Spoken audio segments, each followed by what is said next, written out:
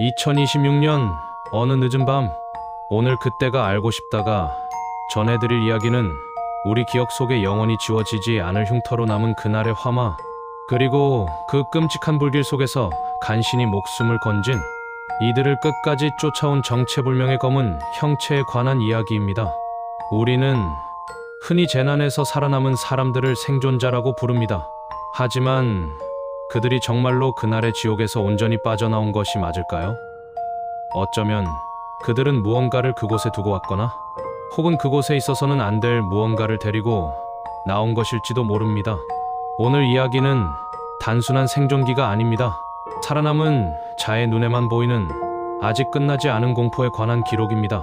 본격적인 이야기를 시작하기 전 구독과 좋아요 및 공유는 이 기이한 이야기를 계속 이어가는데 아주 큰 힘이 됩니다.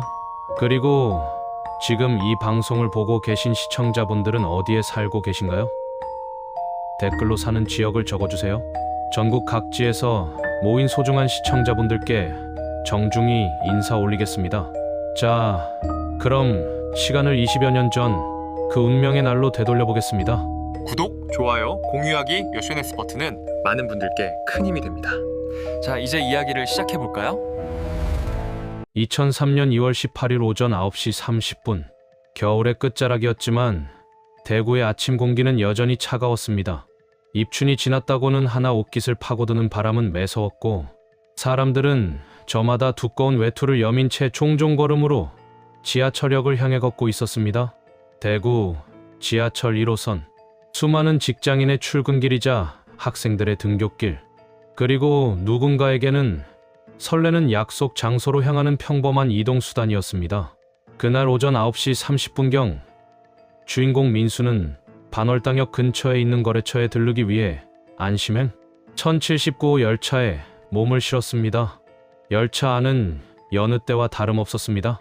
덜컹거리는 규칙적인 소음, 적당히 따뜻한 히터 바람, 그리고 드문드문 앉아 조용히 신문을 보거나 눈을 감고 부족한 잠을 청하는 사람들. 민수는 3호차의 노약자석 맞은편 출입문 바로 옆자리에 자리를 잡았습니다. 맞은편에는 장바구니를 든 아주머니가 졸고 있었고 그 옆으로는 교복을 입은 남학생이 영어 단어장을 중얼거리며 외우고 있었습니다. 너무나 평온해서 지루하기까지 한 대한민국 어디에서나 볼 수 있는 일상의 풍경이었습니다. 하지만 이 평화가 산산이 조각나는 데는 그리 오랜 시간이 걸리지 않았습니다. 송년역을 지나면서 민수는 묘한 위화감을 감지했습니다. 그것은 소리도 냄새도 아니었습니다. 그저 공기의 흐름이 미세하게 바뀐 듯한 본능적인 불쾌감이었습니다. 민수의 시선이 무심코 맞은편 대각선 방향으로 향했습니다. 그곳에는 파란색 운동복 바지를 입은 50대 남자가 앉아 있었습니다. 그는 다리를 심하게 떨고 있었습니다. 초조함 때문인지 아니면 몸이 불편한 것인지 알 수 없었지만 그 진동은 옆 사람에게까지 느껴질 정도로 격렬했습니다. 그가 바로 김대한 씨였습니다. 민수는 그 남자의 손에 들린 것에 주목했습니다. 검은색 가방. 그는 마치 보물이라도 되는 양 가방을 가슴팍에 꼭 끌어안고 있었습니다. 하지만 그가 가방을 대하는 태도는 소중한 물건을 다루는 것과는 거리가 멀었습니다. 그는 쉴 새 없이 가방의 지퍼를 만지작거렸고 주변 사람들의 눈치를 살피듯 퀭한 눈으로 열차 내부를 두리번거렸습니다. 민수는 본능적으로 시선을 피했습니다.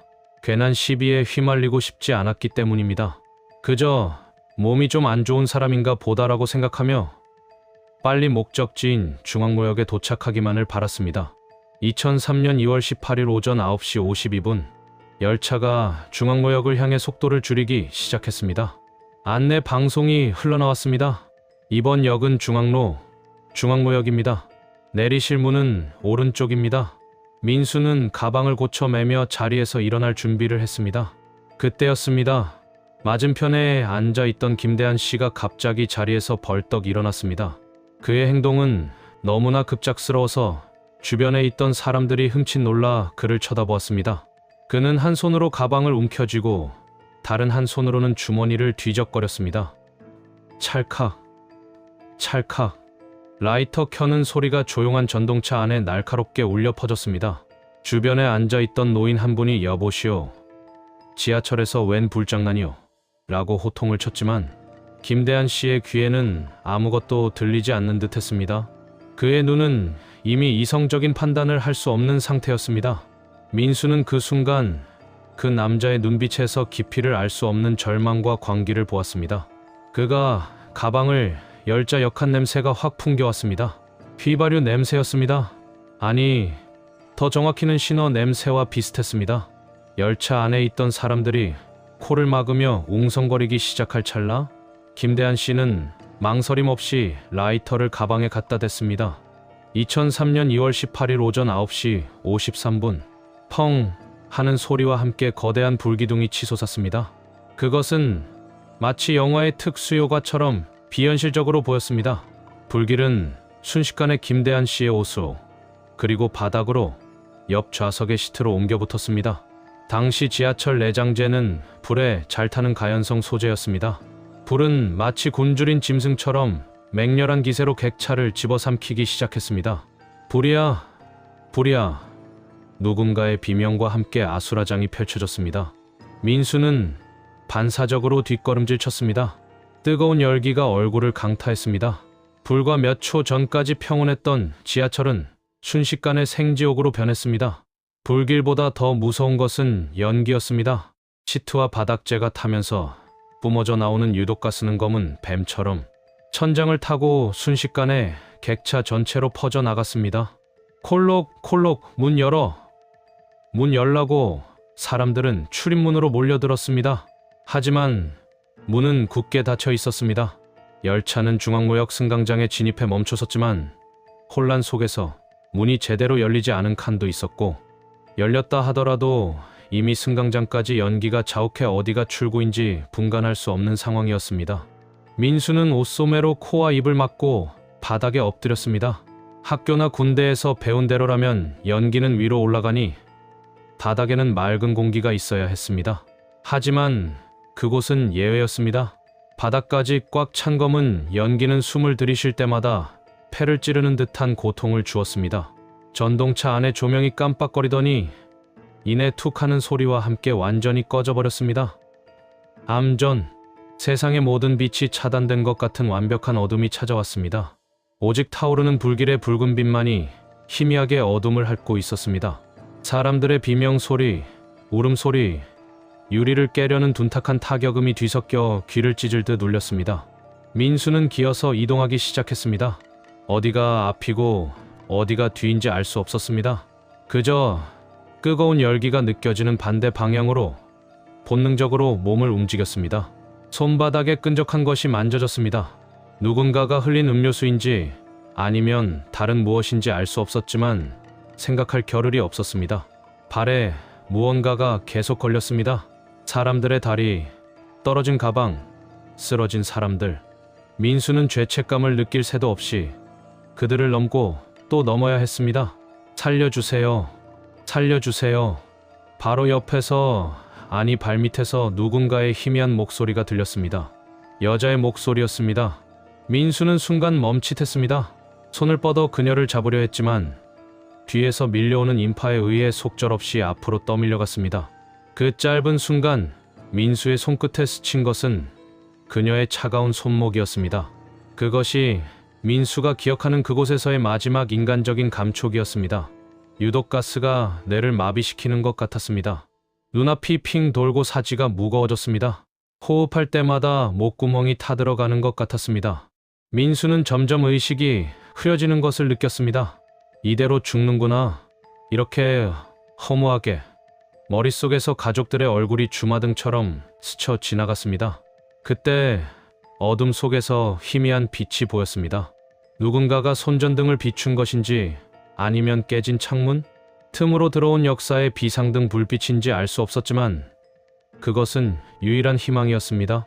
민수는 마지막 힘을 짜내 그 빛을 향해 기어갔습니다. 배가 찢어질 것 같은 고통을 참으며 손톱이 바닥에 긁혀 뒤집어지는 것도 모른 채 기었습니다. 그리고 누군가의 손에 덜미를 잡혀 끌려 올라가는 느낌과 함께 민수의 의식은 끊어졌습니다. 2003년 2월 25일 오후 2시, 민수가 다시 눈을 뜬 것은 일주일이 지난 후였습니다. 하얀 천장이 보였습니다. 코를 찌르는 소독약 냄새와 규칙적으로 들리는 기계음. 병원이었습니다. 민수야, 정신이 드니? 엄마 알아보겠어? 어머니의 울음 섞인 목소리가 들려왔습니다. 민수는 대답하려 했지만 목소리가 나오지 않았습니다. 목 안이 심하게 부어 있었고 온몸은 두들겨 맞은 듯 욱신거렸습니다. 기적적인 생환이었습니다. 의사는 민수가 유독가스를 많이 마셔 기관지와 폐에 손상을 입었지만 생명에는 지장이 없다고 했습니다. 그날 그 열차에 탔던 수많은 사람이 목숨을 잃거나 심각한 부상을 입었습니다. 민수는 운이 좋은 케이스였습니다. 적어도 의학적으로는 그랬습니다. 하지만 민수의 진짜 고통은 육체의 상처가 아물어갈 때쯤 시작되었습니다. 사고 후유증으로 인한 PTSD 회상 후 스트레스 장애 치료를 받던 중이었습니다. 민수는 밤마다 악몽에 시달렸습니다. 꿈속에서 그는 여전히 불타는 전동차 안에 갇혀 있었고 발밑에서 살려주세요라고 외치던 여자의 손을 잡지 못한 채 도망치고 있었습니다. 식은땀을 흘리며 깨어나면 병실의 어둠이 그를 짓눌렀습니다. 문제의 그것을 처음 본 것은 일반 병실로 옮기고 며칠이 지난 뒤였습니다. 2003년 3월 5일 밤 11시, 모두가 잠든 고요한 6인실 병실. 민수는 진통제 기운이 떨어져 잠시 눈을 떴습니다. 창밖에서 가로등 불빛이 희미하게 들어와 병실 내부를 비추고 있었습니다. 맞은편 침대의 환자는 코를 골며 자고 있었고 보호자용 간이 침대에서 자고 있던 어머니의 등도 보였습니다. 목이 말랐습니다. 민수는 힘겹게 몸을 일으켜 침대 옆 협탁에 놓인 물병을 집으려 했습니다. 그때 시야의 구석에서 무언가가 어른거렸습니다. 병실 문 쪽 커튼이 쳐진 구석이었습니다. 검은 형체. 처음에는 그저 어두워서 생긴 그림자라고 생각했습니다. 아니면 아직 가스 중독의 후유증으로 눈이 침침한 탓이라 여겼습니다. 민수는 눈을 비비고 다시 그곳을 쳐다보았습니다. 하지만 그 형체는 사라지지 않았습니다. 오히려 더 선명해졌습니다. 그것은 사람의 형상을 하고 있었지만 사람이 아니었습니다. 윤곽선이 불분명했습니다. 마치 텔레비전 채널이 잡히지 않을 때 나오는 치직거리는 노이즈처럼 검은 입자들이 뭉쳐서 사람의 형태를 이루고 있는 것 같았습니다. 그것은 가만히 서서 민수를 응시하고 있었습니다. 눈도 코도 입도 없었지만 민수는 확실히 알 수 있었습니다. 저것이 나를 보고 있다. 등골이 오싹해졌습니다. 공포심에 심장이 터질 듯 요동쳤습니다. 민수는 비명을 지르려 했지만 목소리가 나오지 않았습니다. 가위에 눌린 것이 아니었습니다. 몸은 움직일 수 있었지만 압도적인 공포가 성대를 마비시킨 것이었습니다. 그 검은 형체는 천천히, 아주 천천히 침대 쪽으로 다가오지 않았습니다. 그저 그 자리에 서서 마치 민수의 공포를 흡수하려는 듯 일렁거리고 있었습니다.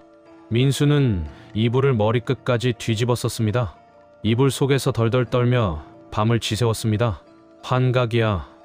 약 때문이야. 너무 충격을 받아서 헛것을 보는 거야. 스스로를 끊임없이 다독였습니다. 아침이 밝고 간호사가 커튼을 걷었을 때 그 구석에는 아무것도 없었습니다. 그저 링거 거치대 하나가 덩그러니 놓여있을 뿐이었습니다. 하지만 그날 이후 그 검은 노이즈는 민수의 곁을 떠나지 않았습니다. 화장실 거울을 볼 때면 자신의 어깨 너머로 희미하게 일렁이는 검은 연기 같은 것이 보였습니다.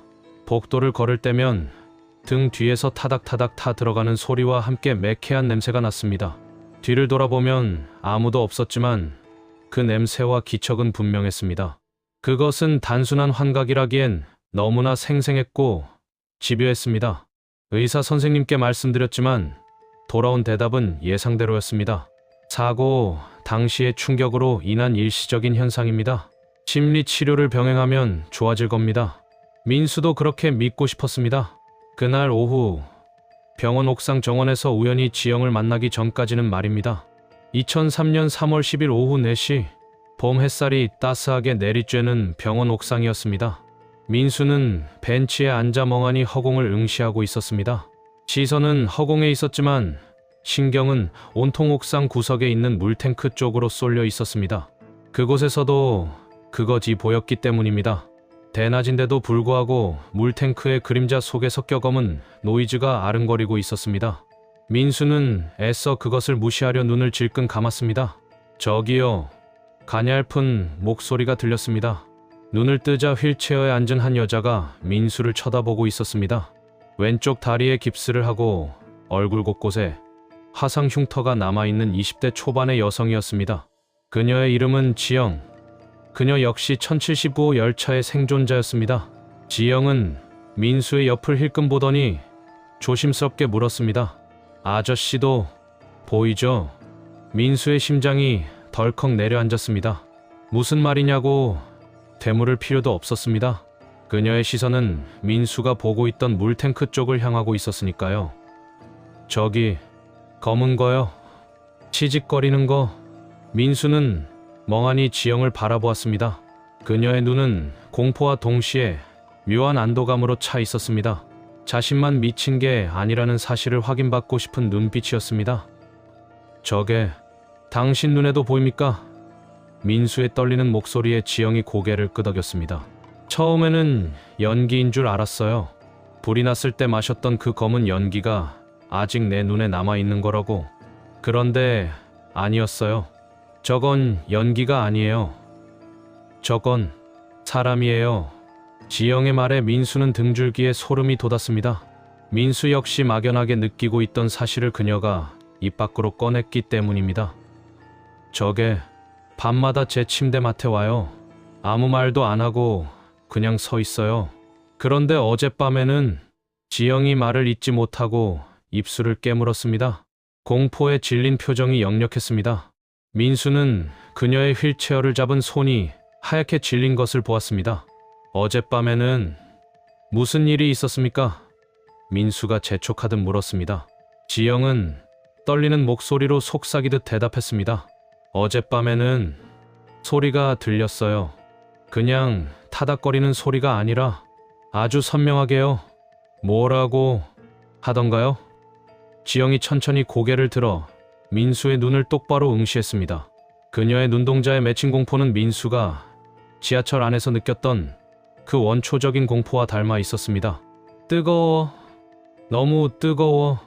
문 좀 열어줘. 그 순간 옥상의 바람 소리가 멈춘 듯 했습니다. 민수의 귀에도 환청처럼 그날의 비명소리가 겹쳐 들렸습니다. 그리고 물탱크 그늘에 숨어있던 검은 노이즈가 아주 조금 그들을 향해 움직인 것 같았습니다. 민수와 지영, 두 생존자는 그날 깨달았습니다. 그들은 지옥에서 살아 돌아온 것이 아니라 지옥의 일부가 그들의 몸에, 아니 그들의 영혼에 들러붙어 따라왔다는 것을, 그리고 그 불청객은 이제 겨우 시작일 뿐이라는 것을 말입니다. 2003년 4월 5일 오후 7시 30분. 그날 이후 민수의 삶은 겉으로 보기엔 제자리를 찾아가는 듯했습니다. 퇴원을 하고 다시 회사에 출근했고 걱정하는 가족들을 안심시키기 위해 일부러 더 밝은 척 웃었습니다. 하지만 민수의 내면은 이미 까맣게 타버린 1079 전동차의 내부와 다를 바 없었습니다. 밤마다 찾아오는 불면증, 그리고 시야, 구석에서 어른거리는 검은 노이즈는 이제 일상이 되어버렸습니다. 민수는 혼자만 겪는 이 고통을 나눌 곳이 필요했습니다. 그래서 찾아간 곳이 바로 사고 생존자들의 모임이었습니다. 대구 시내의 한 허름한 카페, 그곳에는 민수와 지영을 포함해 5명의 생존자가 모여 있었습니다. 40대 가장이었던 박씨 아저씨, 대학생이었던 수정씨, 그리고 사고 당시 딸의 손을 놓쳤다며 매일 자책하던 최 아주머니까지. 그들은 서로의 안부를 묻는 대신 침묵을 공유했습니다. 그 침묵 속에는 말하지 않아도 알 수 있는 깊은 유대감이 흘렀습니다.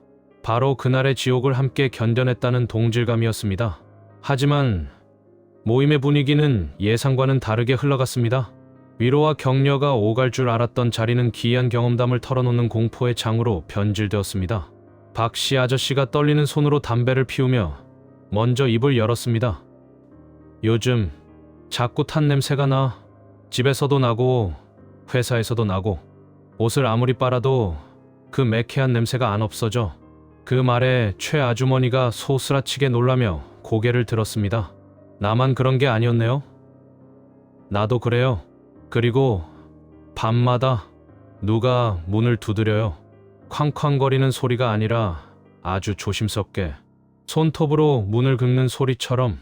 그 자리에 있던 모두의 얼굴이 하얗게 질렸습니다. 민수와 지영이 병원에서 겪었던 그 검은 형체, 그리고 알 수 없는 소음들. 그것은 민수와 지영만의 문제가 아니었습니다.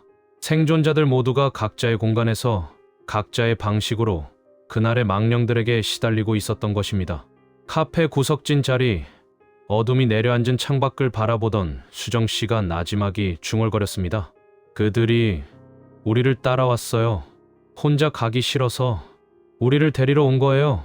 그녀의 공허한 눈동자는 허공의 어딘가를 응시하고 있었습니다. 그날의 모임은 그 섬뜩한 한마디를 끝으로 황급히 마무리되었습니다. 그리고 그것이 민수가 그들을 본 마지막 모습이었습니다. 2003년 4월 20일 오전 2시 15분. 비가 추적추적 내리는 밤이었습니다. 민수는 빗소리에 잠이 깼습니다. 아니, 정확히는 빗소리에 섞여 들려오는 다른 소리 때문에 눈을 떴습니다. 지익, 지익. 마치 뜨거운 불판 위에 물을 끼얹는 듯한 소리. 혹은 오래된 텔레비전 주파수가 맞지 않을 때 나는 백색 소음 같은 소리가 방 안을 가득 채우고 있었습니다. 민수는 본능적으로 몸을 일으키려 했지만 손가락 하나 까딱할 수 없었습니다. 가위 눌림이었습니다. 하지만 평소에 겪던 가위 눌림과는 차원이 달랐습니다. 엄청난 무게감이 가슴을 짓누르고 있었습니다. 숨을 쉴 때마다 폐가 찌그러지는 듯한 고통이 느껴졌습니다. 민수는 눈동자만 굴려 방 안을 살폈습니다. 방문은 굳게 닫혀 있었고 창문 너머로 가로등 불빛이 새어 들어오고 있었습니다. 그리고 그 불빛을 등지고 침대 발치에 그것이 서 있었습니다. 검은 노이즈. 병원에서 봤던 흐릿한 형체보다 훨씬 더 짙고 더 거대해진 모습이었습니다. 그것은 마치 살아있는 타르처럼 끈적하고 불쾌한 기운을 내뿜고 있었습니다. 그때였습니다. 방 안의 온도가 급격히 올라가기 시작했습니다. 4월의 서늘한 밤 공기는 온데간데 없고 한증막 같은 열기가 민수의 온몸을 감쌌습니다. 땀이 비 오듯 쏟아졌습니다. 그리고 냄새, 코를 찌르는 매캐한 냄새가 났습니다. 고무가 타는 냄새, 플라스틱이 녹아내리는 역한 냄새, 그리고 비릿한 피 냄새가 뒤섞인 민수가 평생 잊으려 발버둥 쳤던 바로 그날의 냄새였습니다. 검은 형체는 천천히, 아주 천천히 민수의 얼굴 쪽으로 다가왔습니다. 형체에는 눈, 코, 입이 없었지만 민수는 느낄 수 있었습니다. 그것이 지금 끔찍한 원망을 담아 자신을 노려보고 있다는 것을요. 형체가 민수의 얼굴 바로 위까지 내려왔을 때 귀청을 찢는 듯한 환청이 머릿속을 강타했습니다. 왜 너만 살았어? 왜 나를 두고 갔어? 뜨거워. 너무 뜨거워. 수백 명의 목소리가 겹쳐진 기괴한 합창이었습니다.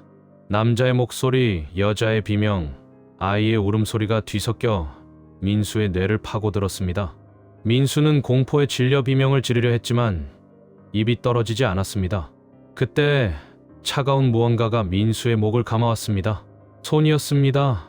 불에 그을려 까맣게 타버린 앙상한 뼈만 남은 수십 개의 손들이 침대 밑에서, 벽에서, 천장에서 튀어나와 민수의 몸을 잡아당기기 시작했습니다. 질식할 것 같은 고통 속에서 민수는 필사적으로 저항했습니다. 살려주세요. 잘못했어요. 제발. 속으로 끊임없이 빌었습니다. 의식이 희미해지려던 찰나 방문이 벌컥 열리며 어머니가 들어오셨습니다. 민수야, 무슨 일이니? 민수야. 어머니가 불을 켜는 순간 거짓말처럼 모든 것이 사라졌습니다. 열기도, 냄새도, 그 검은 형체들도. 하지만 민수는 알 수 있었습니다.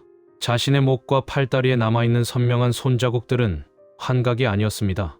붉게 부어오른 손자국들은 마치 화상을 입은 것처럼 뜨겁게 달아올라 있었습니다. 그것은 명백한 물리적 공격이었습니다.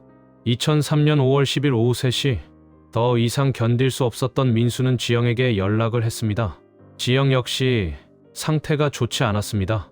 수화기 너머로 들려오는 그녀의 목소리는 갈라져 있었고 횡설수설하며 맥락 없는 이야기를 늘어놓기 일쑤였습니다. 두 사람은 이 현상의 원인을 찾기 위해, 아니 적어도 이것을 멈출 방법을 찾기 위해 용하다는 무속인을 찾아가기로 했습니다. 대구 외곽의 한적한 주택가에 위치한 점집이었습니다. 하지만 문을 들어서기도 전에 그들은 문전박대를 당했습니다. 대문 앞에 서 있던 무속인은 민수와 지영을 보자마자 소금을 한 바가지 뿌리며 고함을 질렀습니다. 당장 나가. 어디서 이런 흉물을 달고 들어와. 보통의 점집이라면 굿을 하라거나 부적을 쓰라고 권유했겠지만 이 무속인은 공포에 질린 표정으로 그들을 내쫓으려 했습니다. 민수는 다급하게 무속인의 팔을 잡고 애원했습니다. 제발 도와주세요. 저희 살고 싶어요. 밤마다 죽을 것 같습니다. 무속인은 민수의 손을 거칠게 뿌리치며 뒷걸음질 쳤습니다. 그리고 떨리는 손가락으로 민수의 등 뒤를 가리켰습니다. 안 보여? 내 등 뒤에 시커멓게 눌어붙은 것들이 안 보이냐고. 하나도 아니고 둘도 아니야? 수십 명이야. 그 불구덩이 속에서 타 죽은 원혼들이 내 살과 뼈에 껌처럼 들러붙어서 진을 빨아먹고 있잖아. 지영이 그 자리에 주저앉아 흐느끼기 시작했습니다. 무속인은 지영을 보며 더욱 끔찍한 말을 뱉었습니다. 저 여자는 더 심해. 이미 반은 먹혔어. 그 안에서 자리를 잡고 앉았다고. 민수는 멍하니 서 있을 수밖에 없었습니다. 무속인의 말은 비수가 되어 가슴에 박혔습니다. 내가 데리고 나온 거야.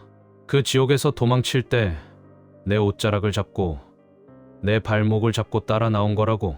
걔네들은 억울해서 못 가. 절대로 혼자서는 안 간다고. 대문이 쾅 하고 닫혔습니다.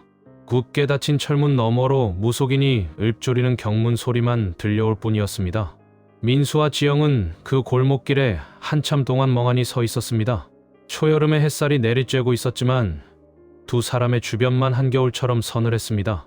2003년 5월 25일 오전 10시, 무속인의 말은 저주처럼 민수의 머릿속을 맴돌았습니다.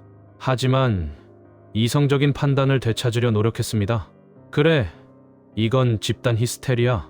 트라우마가 너무 심해서 헛것을 보고 헛소리를 듣는 거야. 민수는 지영을 설득해 대학병원 정신건강의학과를 찾았습니다. 유명한 교수님에게 진료를 받으면 나아질 것이라는 신락 같은 희망을 품고 말입니다.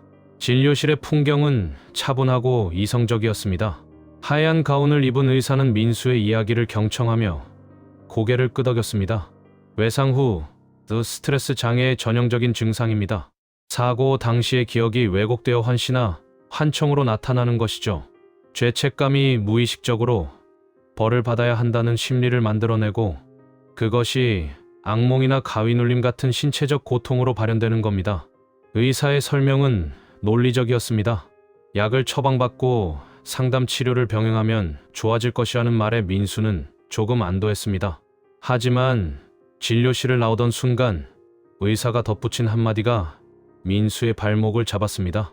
그런데 환자분, 혹시 같이 오신 여성분 말입니다. 의사는 잠시 안경을 고쳐 쓰며 난감한 표정을 지었습니다. 그분은 약물 치료만으로는 힘들 수도 있습니다. 상담 중에 자꾸 혼잣말을 하시더군요. 마치 옆에 누가 있는 것처럼 대화를 나누시던데 혹시 평소에도 그러십니까? 민수의 등골이 오싹해졌습니다. 지영이 혼잣말을 한다는 것은 금시초문이었습니다. 대기실에 앉아있는 지영을 보았습니다. 그녀는 멍하니 벽에 걸린 그림을 보고 있었습니다. 그런데 입술이 아주 미세하게 움직이고 있었습니다. 민수는 조심스럽게 지영에게 다가갔습니다. 가까이 가자 그녀의 중얼거림이 들려왔습니다. 미안해. 안 그럴게. 응, 알겠어. 같이 갈게. 누군가와 대화를 하고 있는 것이 분명했습니다. 하지만 그녀의 시선 끝에는 아무도 없었습니다. 오직 병원의 하얀 벽만이 있을 뿐이었습니다. 민수가 지영의 어깨에 손을 올리자 지영이 화들짝 놀라며 고개를 돌렸습니다. 그녀의 눈동자는 초점이 풀려 있었고 입가에는 기괴한 미소가 걸려 있었습니다. 오빠 왔어?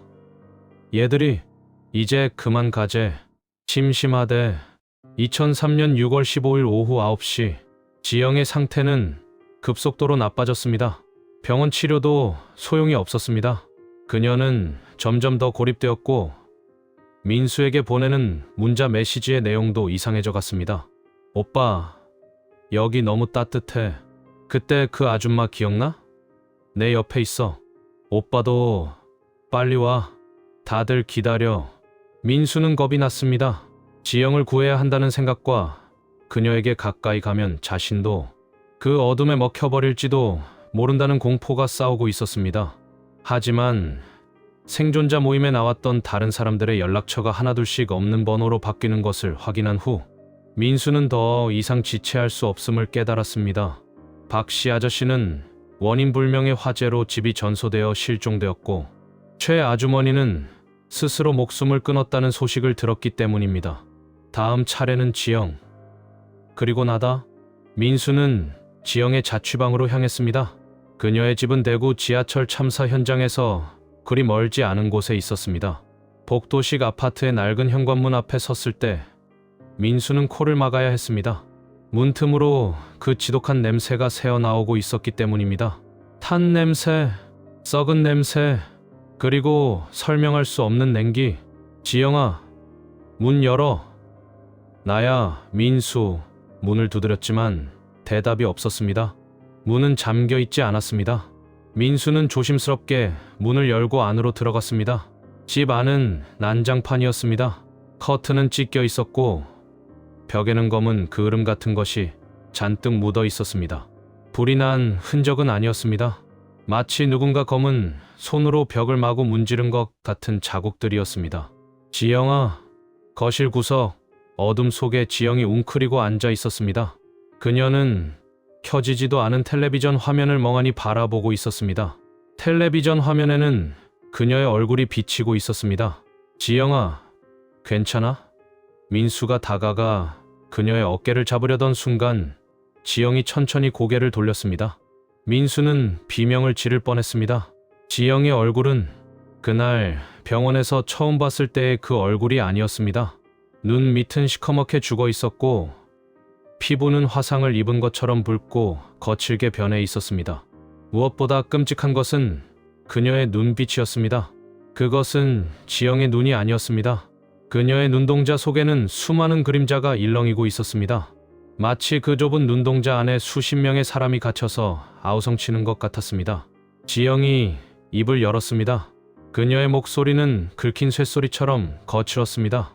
아니, 그것은 지영의 목소리와 낯선 남자의 목소리, 그리고 아이의 목소리가 겹쳐서 들리는 기이한 소리였습니다. 민수야, 너는 왜 도망갔어? 내 손을 잡았어야지. 내 손을 잡았으면 우리 같이 따뜻했을 텐데. 지영이 서서히 몸을 일으켰습니다. 그녀의 관절이 우두둑 소리를 내며 기괴하게 꺾였습니다. 그녀의 그림자가 벽을 타고 거대하게 솟구쳤습니다. 그 그림자는 지영의 형상이 아니었습니다. 팔이 여러 개 달린 불에 타 일그러진 괴물의 형상이었습니다. 오빠도 이리 와. 여기 친구들이 오빠를 되게 보고 싶어 해. 특히 발목 없는 아저씨가 오빠를 찾네. 민수는 뒷걸음질 쳤습니다. 현관문 쪽으로 도망쳐야 했습니다. 하지만 다리가 움직이지 않았습니다. 바닥에서 검은 연기가 피어올라 민수의 발목을 감싸고 있었습니다. 지영의 껍데기를 쓴 그것들이 웃으며 민수에게 다가왔습니다. 그녀의 손에는 언제 들었는지 모를 라이터가 들려 있었습니다. 불 좀 켜줄까? 너무 어둡지? 우리 그때처럼 환하게 밝혀볼까? 찰칵. 라이터의 불꽃이 켜지는 순간 민수의 눈앞에 그날의 1079호 전동차가 오버랩되었습니다. 지영의 방이 순식간에 불타는 객차로 변하는 환영이 보였습니다. 그리고 그 불길 속에서 수많은 검은 형체들이 민수를 향해 손을 뻗으며 기어오고 있었습니다. 같이 가자, 같이 가자. 민수는 공포에 질려 눈을 질끈 감았습니다. 이것은 꿈이 아니다. 이것은 현실이다. 나는 그날 지옥에서 살아 돌아온 것이 아니라 지옥의 문을 열어둔 채 도망쳐 나온 죄인이다. 그리고 이제 그 지옥이 나를 집어삼키러 왔다. 지영의 차가운 손이 민수의 뺨에 닿았습니다. 라이터의 불꽃이 민수의 동공 안에서 위태롭게 흔들렸습니다. 2003년 6월 15일 오후 10시 10분. 같이 가자. 따뜻한 곳으로. 지영의 입에서 나온 목소리는 사람이 낼 수 있는 소리가 아니었습니다. 그것은 불에 타 무너져 내리는 건물의 굉음 같기도 했고, 수많은 사람의 비명이 하나로 뭉쳐진 지옥의 합창 같기도 했습니다. 민수의 눈앞에서 라이터 불꽃이 춤을 추었고, 지영의 그림자는 벽을 타고 천장까지 기어 올라가 거대한 입을 벌린 괴물처럼 민수를 내려다보고 있었습니다. 민수는 본능적으로 몸을 날렸습니다. 이성의 끈이 끊어지기 직전 생존 본능이 그를 움직였습니다. 현관문을 박차고 복도로 튀어나갔습니다. 뒤에서 어딜까 가지마 라고 외치는 지영의 절규가 들려왔지만 그것은 지영의 목소리가 아니었습니다. 민수는 뒤도 돌아보지 않고 계단을 뛰어 내려갔습니다. 엘리베이터를 기다릴 새도 없었습니다. 층계참을 구르다시피 뛰어 내려가며 민수는 느꼈습니다. 아파트 복도의 센서등이 민수가 지나갈 때마다 펑, 펑 하며 터져나가고 있다는 것을. 어둠이 마치 살아있는 짐승처럼 민수의 뒤를 바짝 쫓고 있었습니다. 아파트 단지를 빠져나와 헐떡이며 도로변에 섰을 때 민수의 온몸은 식은땀으로 젖어 있었습니다. 밤 공기는 차가웠지만 민수의 피부는 화상을 입은 것처럼 뜨거웠습니다. 지나가는 택시를 잡으려 손을 뻗었지만 빈 택시들은 민수를 보고도 멈추지 않았습니다. 아니, 정확히는 민수의 뒤에 있는 무언가를 보고 겁에 질려 속도를 높여 도망치듯 지나가 버렸습니다. 민수는 쇼윈도 유리에 비친 자신의 모습을 보았습니다. 그리고 얼어붙고 말았습니다. 유리에 비친 민수의 등 뒤에 시커먼 연기 덩어리가 엎여 있었습니다. 목을 조르듯 민수의 어깨를 감싸 쥐고 있는 그 형체는 눈이 있어야 할 자리에 뻥 뚫린 구멍만 남긴 채 민수와 시선을 마주했습니다. 민수는 깨달았습니다. 도망칠 곳은 없다. 집으로 가도 병원으로 가도 심지어 지구 반대편으로 도망쳐도 이 그림자는 떨어지지 않을 것이다. 이것을 끝내려면 이 모든 것이 시작된 곳으로 가야만 한다. 그들이 기다리고 있는 곳, 아직도 그날의 열기와 비명이 고여있는 그곳으로. 민수의 발걸음은 홀린 듯 중앙로역을 향하고 있었습니다. 2003년 6월 16일 오전 1시 45분. 사고 이후 중앙로역은 전면 통제되어 있었습니다. 흉물스럽게 그을린 역사는 복구 공사가 한창이었지만 밤이 깊은 시각이라 인부들의 모습은 보이지 않았습니다. 철제 펜스로 막힌 입구 앞에는 희생자들을 추모하는 국화꽃과 쪽지들이 수북이 쌓여 있었습니다. 바람이 불 때마다 국화꽃 잎이 흩날리며 쓸쓸한 소리를 냈습니다. 민수는 펜스 옆 공사 자재가 쌓인 틈을 비집고 역사 안으로 들어갔습니다. 발을 디딜 때마다 바닥에 깔린 재가 버석거리는 소리를 냈습니다. 전기가 들어오지 않는 역사는 칠흑 같은 어둠에 잠겨 있었습니다. 민수는 휴대전화 불빛 하나에 의지해 계단을 내려갔습니다. 지하 1층 대합실. 불에 타 녹아내린 개찰구가 괴물의 갈비뼈처럼 앙상하게 남아 있었습니다. 매캐한 냄새. 넉 달이 지났음에도 불구하고 그날의 냄새는 조금도 희석되지 않고 공기 중에 무겁게 가라앉아 있었습니다. 지하 2층으로 내려가자 공기는 더욱 무거워졌습니다. 마치 물속을 걷는 것처럼 숨이 턱턱 막혀왔습니다. 민수의 귓가에 환청이 들리기 시작했습니다. 살려줘. 나 여기 있어. 엄마. 처음에는 작게 속삭이는 듯했던 소리가 점점 커져 나중에는 고막을 찢을 듯한 아우성으로 변했습니다. 민수는 귀를 막고 비틀거렸습니다. 하지만 발걸음을 멈출 수는 없었습니다. 누군가가, 아니 무언가가 민수를 지하 3층 승강장으로 강력하게 끌어당기고 있었습니다. 2003년 6월 16일 오전 2시 30분. 드디어 지하 3층 승강장에 도착했습니다. 그곳은 시간이 멈춘 공간이었습니다. 화재로 인해 시커멓게 그을린 벽과 천장, 바닥에 눌어붙은 플라스틱의 잔해들, 그리고 기둥에 남은 선명한 손자국들, 참사의 흔적이 고스란히 보존된 통곡의 벽 앞에 섰을 때 민수는 다리에 힘이 풀려 주저앉고 말았습니다. 휴대전화 불빛이 깜빡거리더니 기이한 소리를 내며 꺼져버렸습니다. 완전한 어둠. 하지만 민수의 눈에는 보였습니다. 어둠보다 더 짙은 검은색들이 승강장 곳곳에서 피어오르고 있었습니다. 그것들은 연기처럼 일렁이다가 서서히 사람의 형상을 갖추기 시작했습니다. 1명, 2명, 10명, 수십 명의 검은 그림자들이 민수를 둘러쌌습니다. 그들은 말이 없었습니다. 그저 뻥 뚫린 눈으로 민수를 내려다볼 뿐이었습니다. 그중 한 그림자가 민수에게 다가왔습니다. 작고 왜소한 최고의 그림자. 민수는 알 수 있었습니다. 그날 자신이 뿌리치고 도망쳤던 그 여학생이었습니다. 그녀의 그림자는 손을 뻗어 민수의 얼굴을 만졌습니다. 차가웠습니다. 얼음장 같은 냉기가 피부를 뚫고 뼛속까지 스며들었습니다. 아저씨, 왜 저만 두고 갔어요? 그녀의 목소리가 민수의 머릿속에 직접 울려 퍼졌습니다. 제가 발목을 잡아서 무거웠나요?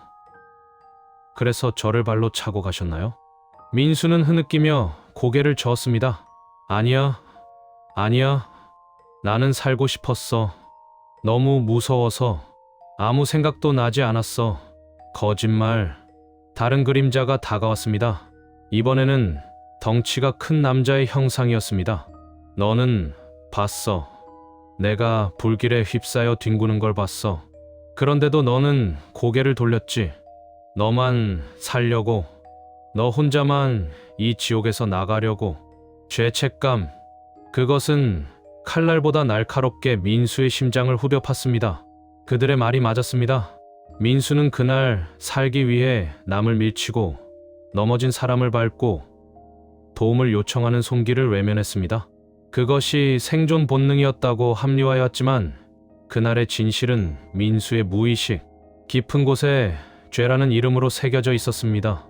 그림자들이 민수를 향해 좁혀왔습니다.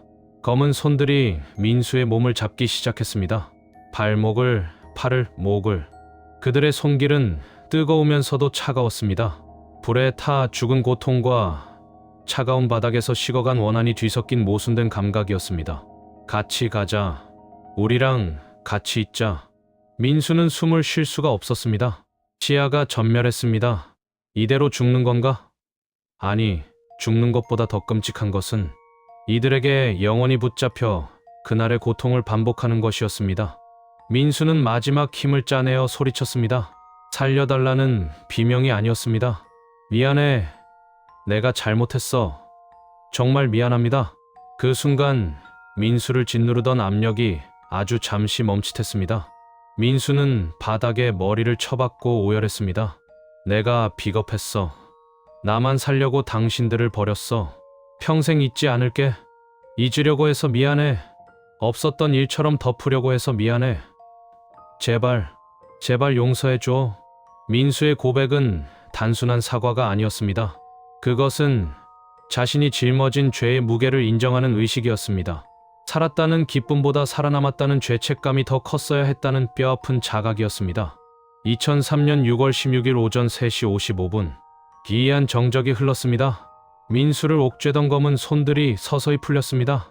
민수가 조심스럽게 고개를 들었을 때 그림자들은 여전히 그곳에 있었습니다. 하지만 그들의 분위기가 달라져 있었습니다. 그들은 더 이상 민수를 공격하려 하지 않았습니다. 대신 그들은 거대한 벽화처럼 승강장의 검은 벽 속으로 스며들기 시작했습니다. 그을린 벽에 새겨진 수많은 손자국과 절규하는 표정들 속으로 그림자들이 하나둘씩 흡수되었습니다. 마지막으로 남은 여학생의 그림자가 민수에게 속삭였습니다. 잊지 마. 우리는 항상 내 안에 있어. 내가 숨을 쉴 때마다, 내가 밥을 먹을 때마다, 내가 웃을 때마다. 우리는 내 기억 속에서 같이 숨쉬고 같이 살 거야. 그게 내가 치러야 할 대가야. 그 말은 저주였을까요? 아니면 용서였을까요? 그림자는 연기처럼 흩어져 민수의 가슴 속으로 들어왔습니다.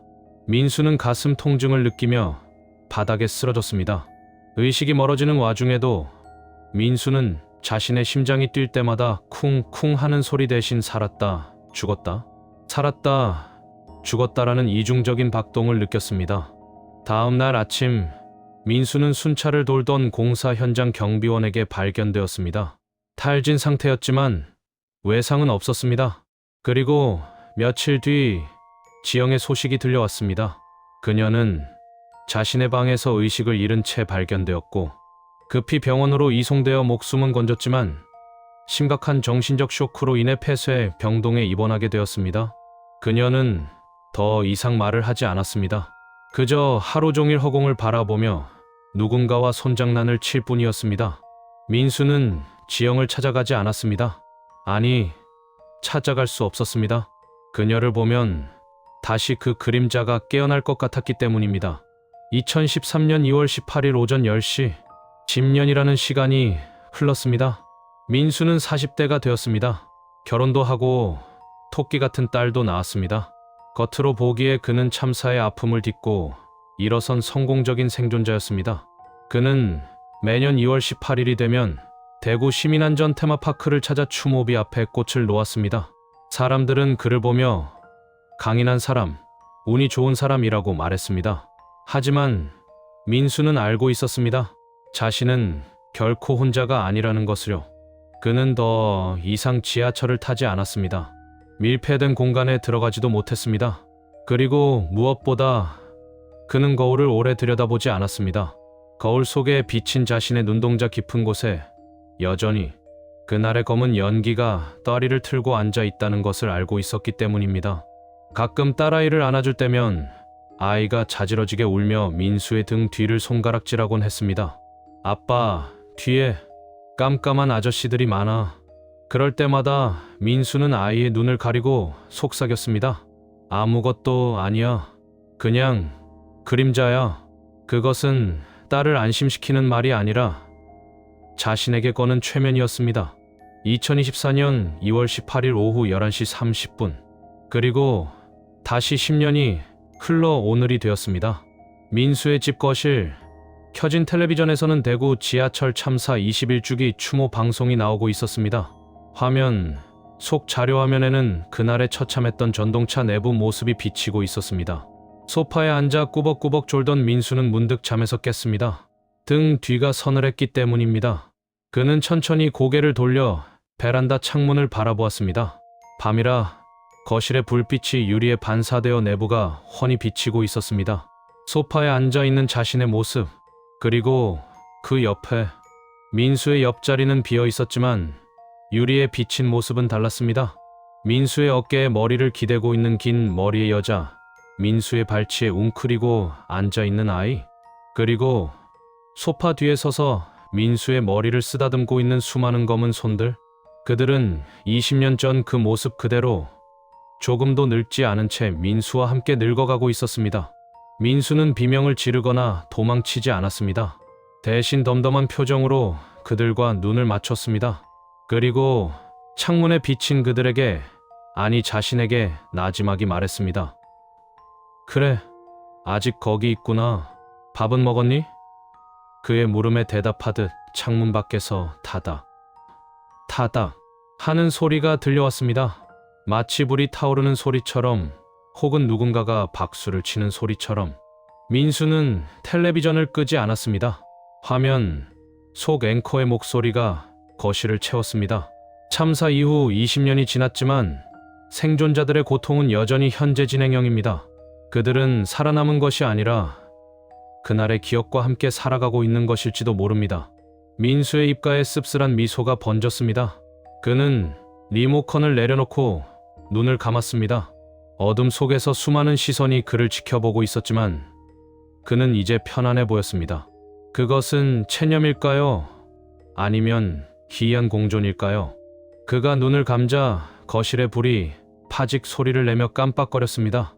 한 번, 두 번, 그리고 완전히 꺼졌습니다. 어둠 속에서 민수의 중얼거림만이 희미하게 들려왔습니다. 내일은 비가 올 것 같네. 엔딩. 2026년 2월 4일. 현재 이 사건은 지금도 기록으로만 남아 있습니다. 민수 씨가 겪은 일이 과연 외상 후 스트레스 장애가 만들어낸 환각이었을까요? 아니면 정말로 억울하게 죽은 원혼들이 그를 놓아주지 않았던 것일까요? 어쩌면 그 그림자들은 민수 씨가 평생 짊어지고 가야 할 기억이라는 이름의 또 다른 형체였는지도 모릅니다. 우리가 기억해야 할 것은 참사는 불길이 꺼진다고 끝나는 것이 아니라는 사실입니다. 누군가의 마음속에는 아직도 시뻘건 불길이 타오르고 있고 검은 연기가 가득 차 있습니다. 오늘 밤 여러분이 잠든 방 한 구석에 혹은 무심코 지나친 거울 속에 낯선 그림자가 어른거린다면 너무 놀라지 마십시오. 어쩌면 그들은 그저 잊히지 않기 위해 자신들의 이야기를 들어달라고 여러분 곁에 머물고 있는 것일지도 모릅니다. 우리가 그들을 기억하는 한 그들은 영원히 우리 곁에 있을 테니까요. 오늘 그때가 알고 싶다가 준비한 이야기는 여기까지입니다. 이야기가 흥미로우셨다면 구독과 좋아요, 그리고 여러분이 사시는 지역을 댓글로 남겨주세요. 다음에도 더 미스터리한 이야기로 찾아뵙겠습니다. 그때가 알고 싶다였습니다. 감사합니다.